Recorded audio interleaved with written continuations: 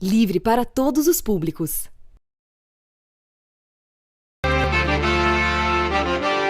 Olá, boa tarde. Em Portugal, o presidente Lula entrega prêmio Camões a Chico Buarque. Em 2019, Bolsonaro havia se negado a assinar o diploma da premiação. Polícia Federal adiou o depoimento de Anderson Torres após defesa do ex-ministro alegar problemas emocionais. Ele deveria prestar esclarecimentos sobre as operações da PRF no dia do segundo turno. E você acompanha também. Dilma Rousseff participa do primeiro evento público depois da posse como presidenta do novo Banco de Desenvolvimento. Eu sou Emília Bisotto e te convido a continuar aqui com a gente. O programa Central do Brasil desta segunda-feira está começando agora.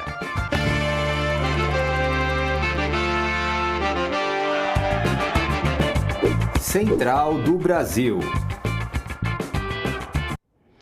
O presidente Lula voltou a criticar as taxas de juros no Brasil.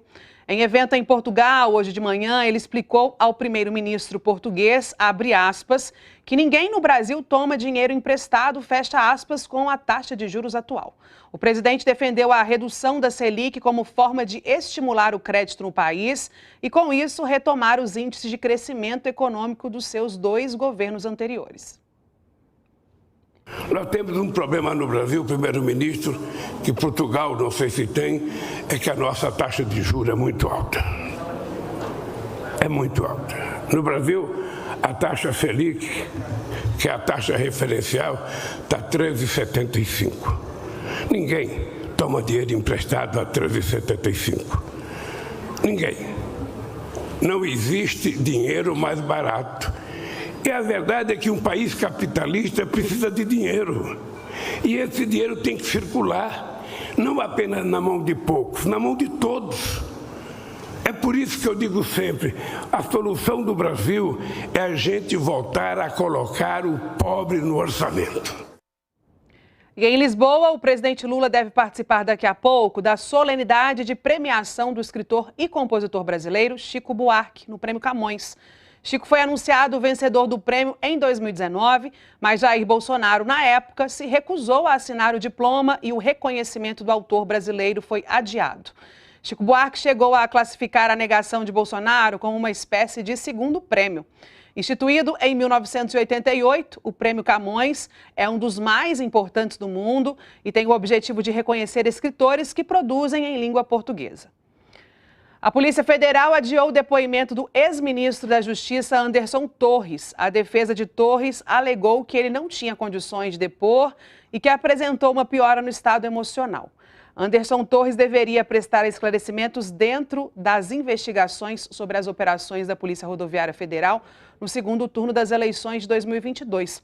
Um documento obtido pelo portal UOL revelou que a Polícia Rodoviária Federal escalou o maior número de policiais de folga nas regiões onde Lula havia tido mais votos. Torres está preso desde janeiro por conivência e omissão diante dos atos golpistas em Brasília. Na época, ele era secretário de Segurança Pública do Distrito Federal. Na casa dele foi encontrado um documento que sugeria a instalação do estado de defesa na sede do TSE, com o objetivo de impedir a posse do presidente Lula. O ministro interino do GSI, Ricardo Capelli, questionou o desaparecimento do ex-ministro do órgão, general Heleno, diante das novas imagens reveladas sobre os atos golpistas no dia 8 de janeiro. Ele disse que a CPMI cobrada pela oposição só reforçará a tese de que houve uma tentativa de golpe no país. Capelli voltou a afirmar que o comportamento dos agentes do GSI é uma consequência direta do governo anterior e defendeu a conduta do ministro Gonçalves Dias, demitido depois de trechos do circuito interno mostrarem que ele circulou pelos corredores do palácio sem aparentemente confrontar os invasores.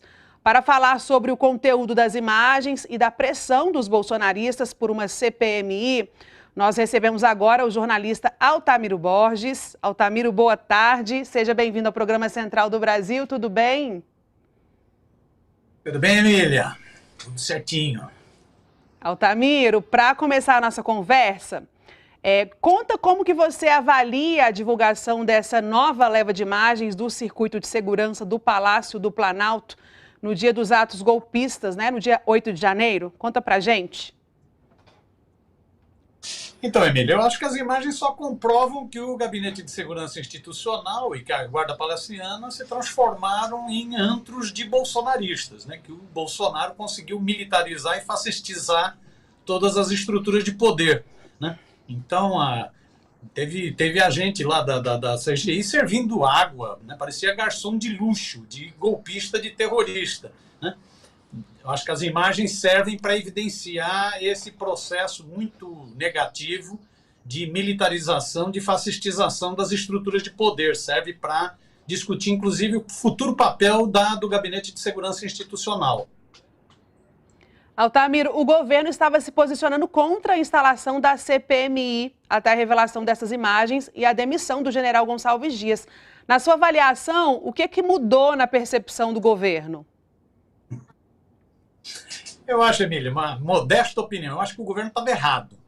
O governo estava trabalhando com a ideia de paz social, estava pensando o seguinte, não, se tiver uma CPMI, uma comissão parlamentar mista de inquérito, isso vai criar um palanque no Congresso, um grande tumulto, e vai desviar das principais preocupações do presidente Lula, que é a questão das políticas sociais, desenvolvimento, crescimento do país e tal, né? Então, o governo trabalhou com um cenário de paz, querendo evitar exatamente esse palanque para a extrema-direita brasileira. Eu acho que foi um erro, porque a extrema-direita não ia ficar paralisada, ela tentou mudar o discurso, ela tentou culpar a árvore pelo incêndio na floresta, tentou culpar as vítimas pelo golpe, né?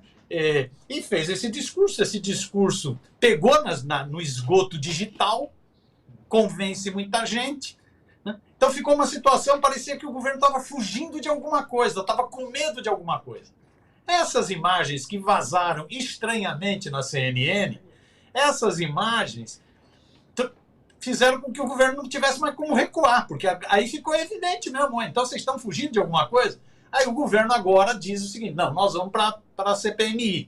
Eu acho que é o correto, a CPMI, vários senadores já defendiam isso desde o início. A CPMI é o momento de colocar os holofotes nos golpistas, é o momento de mostrar o que são os fascistas, os terroristas brasileiros. Eu espero que a CPMI comece convocando o chefe do golpismo, um sujeito chamado Jair Messias Bolsonaro, vulgo Capetão, que é uma mistura de capeta com capitão. Altamiro, ainda sobre a CPMI, integrantes do governo afirmam que a oposição tenta usar a comissão para embaralhar a narrativa dos fatos. Como que você compreende esse movimento dos bolsonaristas dentro do Congresso e o que eles tentam com essa iniciativa da comissão? Então, essa era a argumentação do governo desde o início, de que os bolsonaristas tentariam transformar aquilo num picadeiro e tentariam se passar como vítimas, tentariam culpar o governo por omissão, por incompetência e tal, e que isso seria muito negativo, paralisaria o país. Eu acho que o governo tem que ir para o ataque. O governo tem que montar um belo time para enfrentar essa CPMI, time de primeira, gente capacitada, gente que não vai ficar com cretinismo parlamentar, que vai para o ataque. Acho que o governo tem que montar uma grande estratégia de comunicação, inclusive da comunicação nas redes digitais, para poder levar todos os debates que vão se dar, fazer a guerra, né, a contranarrativa às milícias bolsonaristas, essa milícia digital, né? E o governo tem um bocado de material para mostrar, né? Não basta só a prisão dos executores, dos bagrinhos, os 1.000 e pouco que foram presos e permanecem presos nos 200 e pouco. Não basta só isso. Tem que mostrar quem são os insufladores desses atos golpistas. Quem foram? São vários parlamentares bolsonaristas que instigaram essa ação terrorista, que instigaram o ataque ao Estado Democrático de Direito. Tem que mostrar holofote neles. Tem que mostrar quem de fato financiou esse, porque foi uma logística muito pesada nos acampamentos, na viagem para Brasília, em todas essas ações. Quem de fato financiou isso? Os agrotrogloditas que financiaram isso, os empresários urbanos. E tem que mostrar quem foi o mentor, ou a organização que preparou, que orquestrou esse golpe que já vinha sendo planejado há muito tempo. Eu acho que é o momento de fazer a batalha de ideias na sociedade. Ok, Altamiro, muito obrigada pelas informações repassadas aqui, viu? Até uma próxima. Beijão e bom trabalho. Então, eu conversei com o jornalista Altamiro Borges sobre o conteúdo das imagens do golpe do dia 8 de janeiro divulgadas pela imprensa e a pressão dos bolsonaristas por uma CPMI. Bom, um jeito interativo e leve de conhecer mais sobre a Amazônia e seus povos. Essa é a ideia do projeto Casa de Mensagens. O repórter Lucas Weber entrevistou 2 pessoas que participam da iniciativa. Olha só que incrível.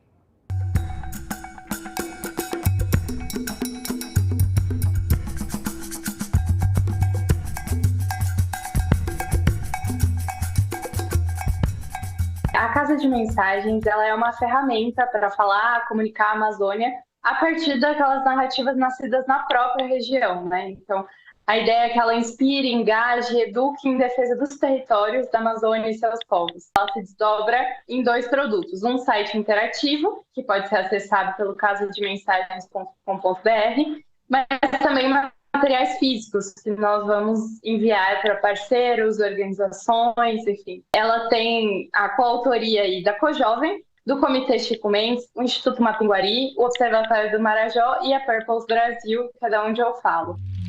A Amazônia conservada, com suas terras, matas, águas e gente, é o único caminho possível para a humanidade. Mas muitas histórias distorcidas têm sido contadas a respeito desse lugar. Hora de um confronto eterno entre a natureza e a humanidade, e hora de uma floresta estereotipada que acaba por romantizar e ocultar a violência em torno da invasão dos territórios. Não precisa ser assim. É hora de contar histórias diferentes. Queremos te convidar a conhecer a Casa de Mensagens, um lugar onde você encontra outras narrativas sobre a Amazônia. A gente fez algumas sessões de cocriação com ativistas e organizações locais para criar mensagens, narrativas, né, que a gente acredita e que fortalecem a Amazônia de pé. Então foi a partir desse exercício, que demorou meses aí, que a gente construiu esses 3 caminhos, que são o resgatar a memória dos povos, o construir políticas de coexistência e reintegrar tecnologias ancestrais. E hoje, de uma forma lúdica, a gente condensa eles como cômodos dessa casa de mensagens. Então, quem entrar no site vai poder ver, navegar por essa casa e ver que cada um desses cômodos, né, varanda, interior e quintal, conta um pouco mais sobre narrativas que apoiam a Amazônia de pé.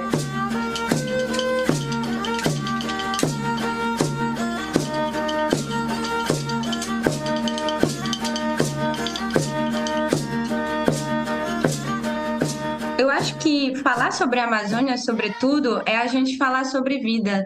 Então, é muito importante a gente estender cada vez mais esse diálogo e, consequentemente, ter a capacidade de comunicar com diversos públicos. Claro, a gente entende que o aplicativo e a casa de mensagens, sobretudo, vai ser muito importante para organizações amazônicas que podem embasar as suas narrativas para apresentar propostas, projetos, programas, políticas públicas também, né, para os seus próprios territórios. Mas a gente também entende que é possível trazer isso através de uma ótica da aprendizagem para, por exemplo, órgãos federais que vão utilizar esses materiais para terem uma comunicação mais assertiva dentro dos territórios amazônicos, que muitas vezes a gente encontra essa dissonância, né, das pessoas que não necessariamente são amazônicas e chegam aqui com algum projeto e têm essa dificuldade em comunicar sobre o projeto e construir pontes ao invés de construir muros, né? Então, através da Casa de Mensagem, a gente também vê essa possibilidade de fortalecer narrativas de aprendizes, né, e facilitar esse processo de comunicação.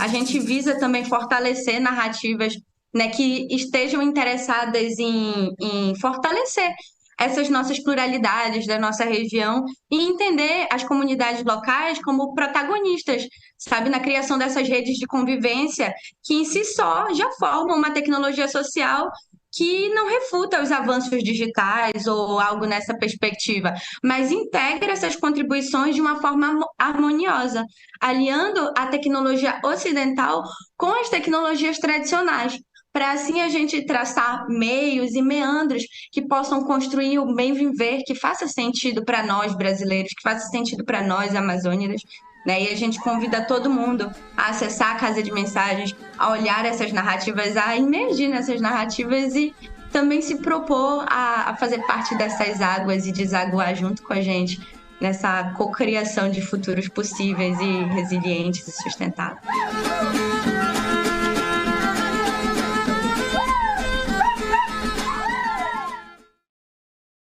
A seguir, Dilma Rousseff, presidenta do novo Banco de Desenvolvimento, participa de fórum na China que defende alternativas de desenvolvimento ao modelo ocidental.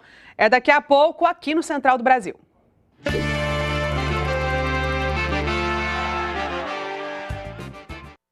Conhece a credencial plena do SESC? Se você trabalha ou é dependente de quem trabalha na área do comércio de bens, serviços ou turismo, você já tem direito. É gratuita e te dá acesso prioritário a todas as atividades do SESC em todo o Brasil. Shows e espetáculos, cursos físico-esportivos, restaurantes, turismo, programações e espaços diversos para você e sua família. Inscreva-se no app ou site sescsp.org.br/credencial plena. Venha pro SESC! Olá pessoal, todos os dias eu, Thalita Galli, te espero aqui no Bom para Todos com as principais notícias do dia e a análise dos nossos comentaristas. Todos os dias a gente recebe um excelente comentarista trazendo reflexões, análise sobre os principais fatos do dia nesse momento tão importante que a gente vive aqui no país e no mundo, né? Eu te espero então todos os dias de segunda a sexta às 3 horas da tarde aqui no Bom para Todos.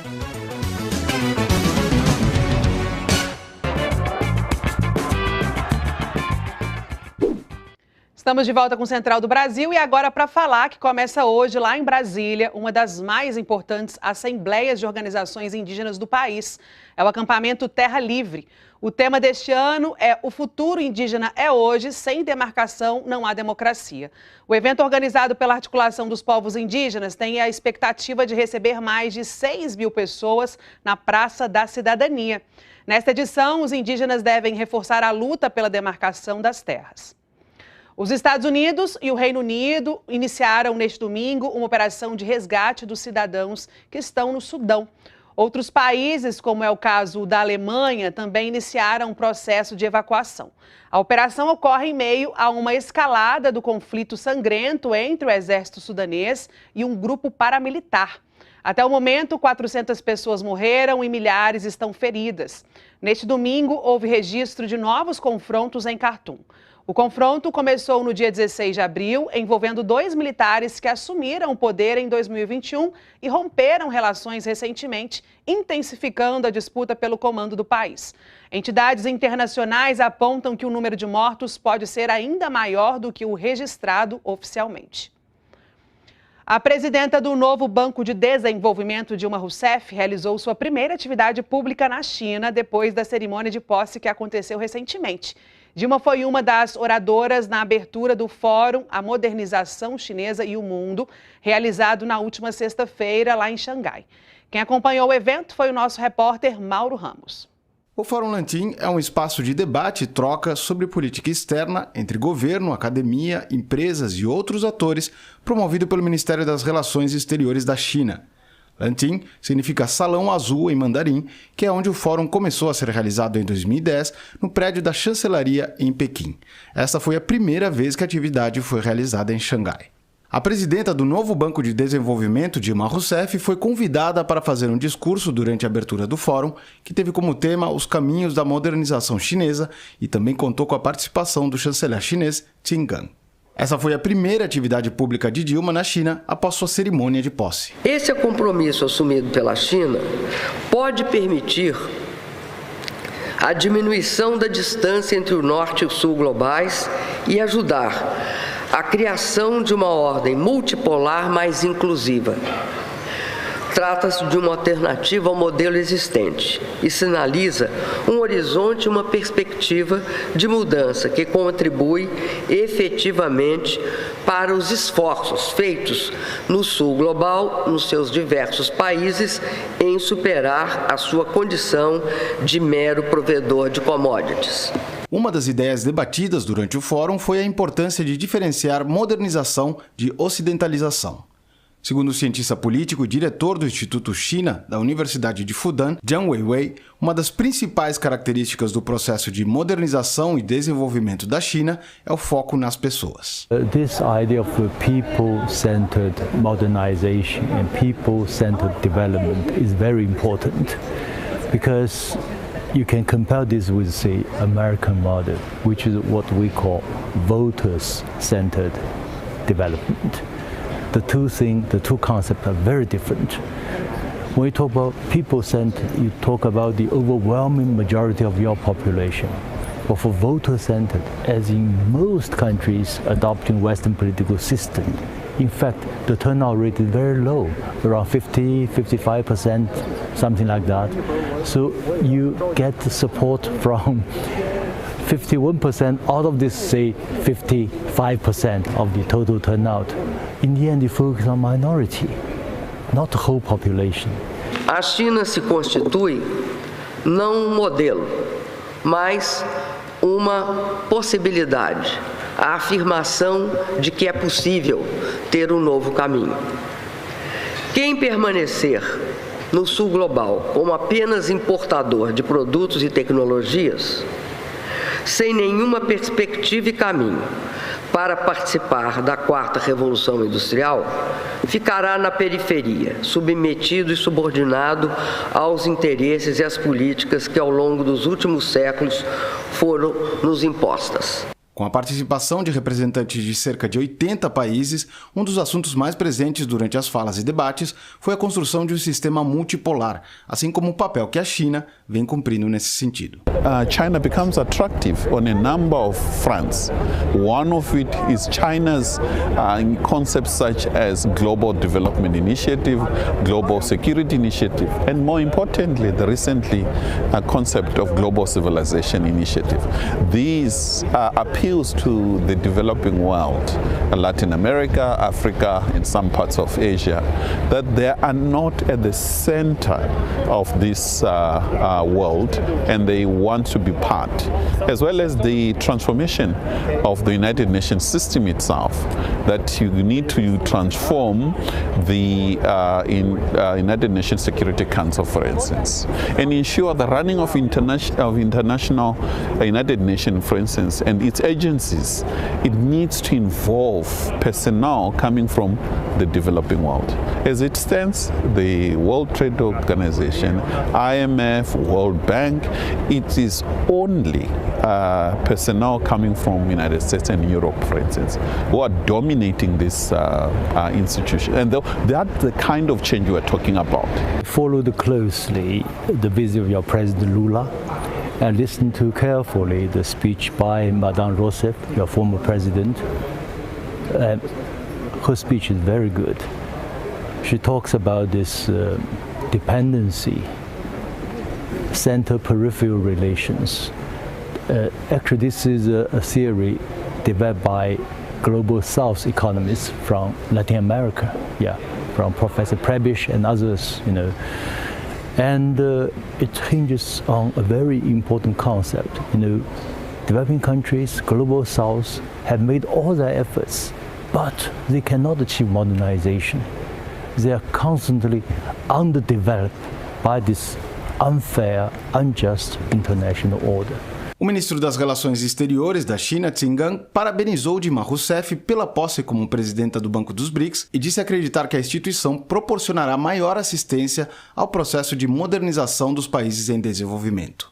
Qin Gang também afirmou em seu discurso que não pode ser considerada modernização tornar os ricos cada vez mais ricos e os pobres ainda mais pobres. President Lula is an important figure in the developing world, and is also a very important figure in South Africa and Africa because of what he represents.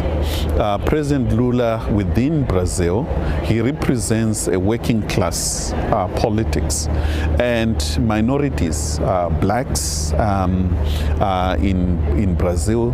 He represents a very progressive reform, and we are so inspired by him coming back, and more importantly, he is contributing immensely on the global politics. I think his views on the de-dollarization, his renewed effort to link up with China is quite important. And he is also interested in the African diaspora, and that is critical for the AU. And therefore, the world, the BRICS Bank, it's important. And being headed by a former Brazilian head of state, not just former Brazilian head of state, a female as well, it's something that is pleasing.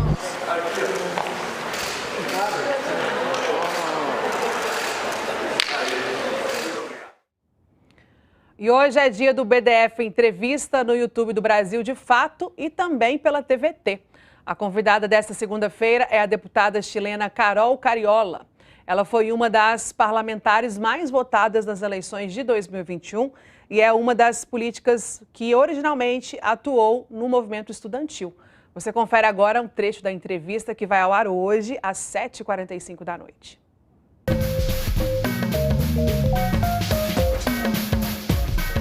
Que más compañeras, que más mujeres feministas jueguen roles en los espacios de poder político, que sean parte de las decisiones, y eso para nosotras va a ser una garantía, por lo tanto, de estar representadas en los espacios donde se toman decisiones sobre nosotras. Es un poco lo que dije al principio, nunca más sin nosotras, bueno, el nunca más sin nosotras tiene que materializarse concretamente en que estemos en los espacios donde el poder se toma y donde se toman decisiones políticas que nos afectan cotidianamente en nuestras vidas, que definan políticas de cuidado, que definan remuneración del trabajo doméstico, que mejoren las pensiones, que igualen los salarios, que tomen medidas para evitar los feminicidios y los femicidios, que se establezcan políticas de protección, que se establezca reconocimiento de las víctimas de femicidio más allá de las mujeres asesinadas, que se establezca protección a los niños y niñas, que de alguna u otra manera se haga persecución también penal efectiva frente a los delitos que se cometen contra nosotras, fundamentalmente el delito de violación.